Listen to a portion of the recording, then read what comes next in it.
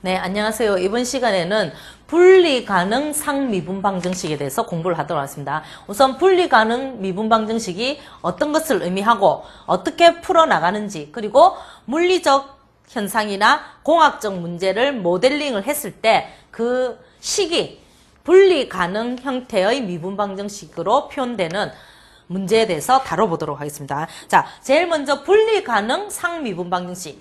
미분 방정식은 미분, 도함수를 포함하는 방정식이고, 상미분 방정식은 편도함수가 아니라 일반 도함수를 포함하는 미분 방정식이라고 했습니다. 그리고 분리 가능이라는 것은 우리가 변수가 독립변수와 종속변수가 보통 있죠. 함수 y = fx 할 때 x가 독립변수, y가 종속변수인데, 미분 방정식에서도 x라는 변수와 y라는 변수 두 개가 표현이 될 건데, xy에 대한 표현이 좌변과 우변으로 각각 분리가 가능하다고 해서 분리 가능 미분 방정식이 되겠습니다.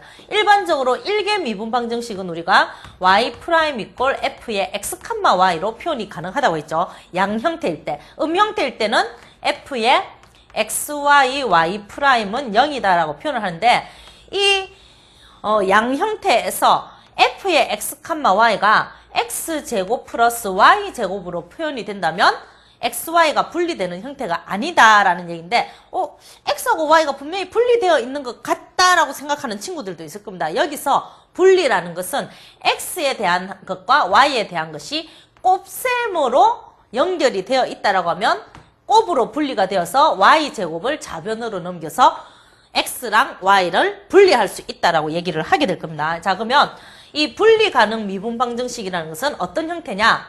dy dx 혹은 y'이라는 미분 방정식이 오른쪽이 fx라는 x에 대한 식과 y에 대한 식이 곱셈으로서 분리가 된다는 얘기입니다. 자, fx와 gy의 곱으로 표현이 된다라고 할 것 같으면 gy로 나누어주면 gy분의 1이 곱해지게 되겠죠. 그래서 왼쪽에 좌변에 gy, y에 대한 식, 오른쪽 우변에 x에 대한 식, fx만 남게 되어서 변수가 분리가 된다라고 얘기를 할 겁니다. 자, 이 분리 가능 상미분 방정식은 그럼 해를 어떻게 구할 것인가? 우리가 이 미분 방정식을 모델이라고 했죠. 그리고 그 모델, 미분 방정식을 수학적인 방법에 의해서 풀이를 해서 그 결과를 도출하고 그런 과정들을 우리가 모델링이라고 얘기를 했는데, 이 분리 가능 미분 방정식의 해를 구하기 위해서는 어떻게 할 것인가?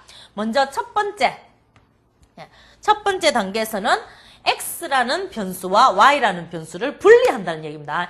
물론 우리가 지금은 변수를 x를 사용을 했지만 시간 t에 대한 변화율을 얘기할 때는 보통 x라는 변수 대신에 t라는 변수를 사용을 하게 되겠죠. 그래서 어떤 변수든 간에 y가 x에 대한 함수든 t에 대한 함수든 간에 두 변수가 분리가 되는 것이 분리 가능 미분 방정식이고, 그렇다면 첫 번째 단계 1단계에서는 변수를 분리를 할 겁니다.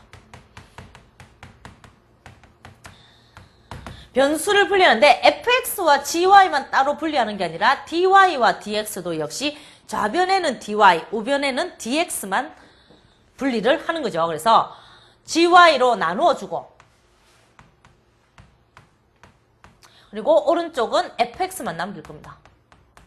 그러면 dy, dx가 남아있는데 dx도 오른쪽으로 넘겨서 dx, dy라는 형태로 변수를 분리하는 거죠. 그러면 왼쪽은 y만 표현이 되어 있고 오른쪽은 x만 표현이 되어 있기 때문에 양변의 적분을 취해서 양변을 적분을 하는데, 왼쪽은 좌변은 y에 대한 표현만 나와 있기 때문에 y에 대해서 적분을 한다는 얘기입니다. y에 대해서 적분하라.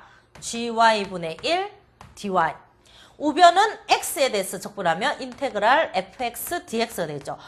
이 두 식이 같기 때문에 양변의 적분을 취한 것도 역시 같다 해서 각각 적분을 해서 정리를 하면 해를 구할 수 있다는 것이 변수 분리, 즉 분리 가능 상미분 방정식의 풀이법이 되겠습니다. 자, 그러면 예제를 통해서 우리가 직접 분리 가능 상미분 방정식의 해를 구해보도록 하죠.